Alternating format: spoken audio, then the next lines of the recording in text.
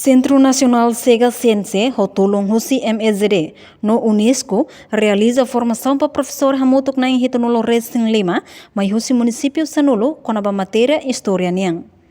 Diretor Executivo CNC, Hugo Maria Fernandes informa, objetivo Husi atividade idane, mak atutulung professores Sira, bele hanori matéria História, ba alunos Sira hodia kliutang.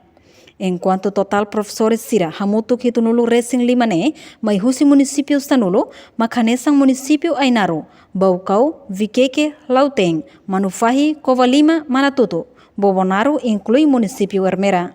Nebe maqueta apoio a CAS, boa teve o Ministério da Educação, Juventude e Desporto, o Unesco, o CNC, nebe maqueta elabora ela manual. Manual ira ba atu tulung professores sira atu poinsama kanuri matéria história ne di atividade para o museu. E manual ne elabora a rua e tinancoto e antes hoje toma hoje né halo encontro dalla rua tolo tena ho o acadêmico sira. Aí professor Paulo, mestre sira, docente sira, universidade sira, atu retan sir ni hanoi konava será que manual ne losona diapona para depois ele introduz a professora esse ano. Então, nem encontro na halo ia tinancoto to ia filan hira diuba e hoje kita convida diretor escola o município sira manorin sira para depois mai belemos fosse ni hanoi essa minha opinião tambah sira maklor lorong hanoi matéria história ne ba estudante sira.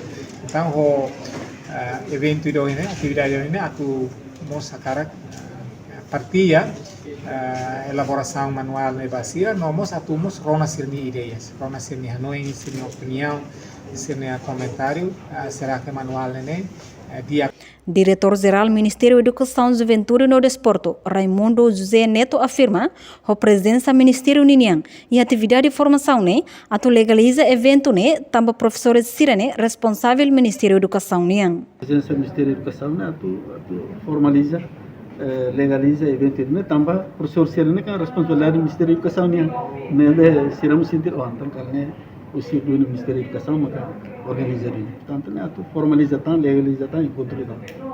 Diretor CNC aprecia, no rato agradece ao Ministério da Educação, Juventude e Desporto, a cooperação nebe maclau dadão, também belehetan oportunidade de fazer experiência para professores sira.